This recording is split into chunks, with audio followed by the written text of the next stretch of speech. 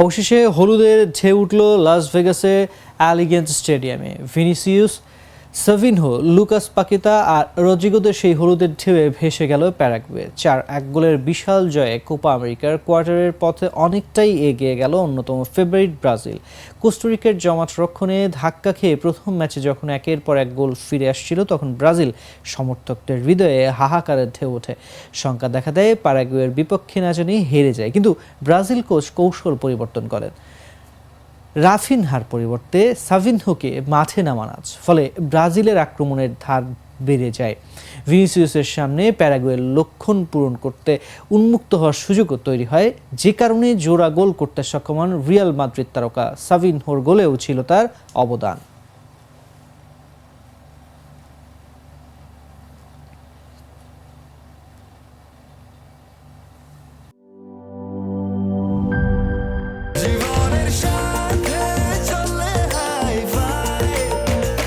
স্বাস্থ্যকর all time family cake, সব সময় অল টাইম হেলদি লাইফ।